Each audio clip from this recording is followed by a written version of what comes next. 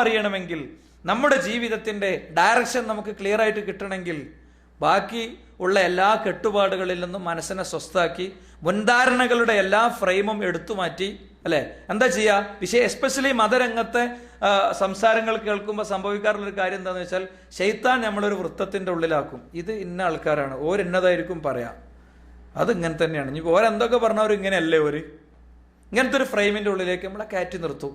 ആ ഫ്രെയിമിന്റെ ഉള്ളിൽ നിന്ന് നമ്മൾ എത്ര കേട്ടിട്ടും കാര്യമില്ല, നമുക്കൊന്നും കിട്ടാണ്ടാവില്ല.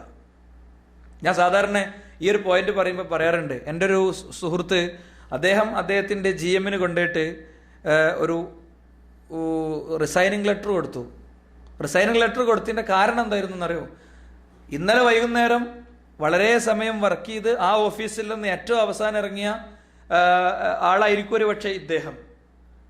നല്ല സാലറി വാങ്ങുന്ന ഈ ചെറുപ്പക്കാരൻ, ഒരു 29-30 വയസ്സേ പ്രായമുള്ളൂ. എന്നാൽ റിസൈനിങ് ലെറ്റർ ഉള്ളത് ഞാൻ പോവാൻ എനിക്ക് കഴിയില്ല എന്നാണ്. രാവിലെ അയാൾ ഞെട്ടി. എന്താ സംഭവം എന്ന് വെച്ചപ്പോൾ അയാൾ പറഞ്ഞു, ഇന്നലെ രാത്രി ഞാൻ പോകുമ്പോൾ എൻ്റെ ഉമ്മ ക്യാൻസർ രോഗിയായിരുന്നില്ല, ഇന്ന് രാവിലെ ഞാൻ വരുമ്പോൾ എൻ്റെ ഉമ്മ ക്യാൻസർ രോഗിയാണ് എന്ന് ഡോക്ടർ പറഞ്ഞിരിക്കുന്നു. എൻ്റെ ഉമ്മാക്ക് 6 മാസത്തെ ആയുസ്സേ ഡോക്ടർ നിശ്ചയിച്ചിട്ടുള്ളൂ. ആ 6 മാസം ഞാൻ ഉമ്മൻ്റെ കൂടെ ഉമ്മാക്ക് സേവനവും സൗകര്യവും ചെയ്ത് ജീവിക്കട്ടെ എന്നാണ്. മനസ്സിലല്ലേ?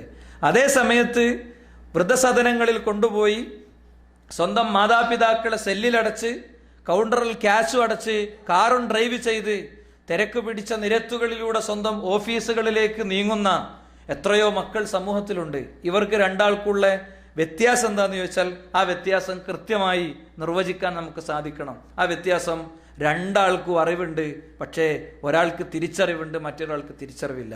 അതുകൊണ്ട് അത്തരം ഒരു തിരിച്ചറിവിലേക്ക് ചില കാര്യങ്ങൾ കൈമാറുക എന്നതാണ് എൻ്റെ സംസാരം കൊണ്ട് ഉദ്ദേശിക്കുന്നത്. അള്ളാഹു അത് ഭംഗിയായി പറയാനും മനസ്സിലാക്കാനും ഒക്കെയുള്ള തൗഫീഖ് നമുക്ക് എല്ലാവർക്കും പ്രദാനം ചെയ്യുമാറാകട്ടെ.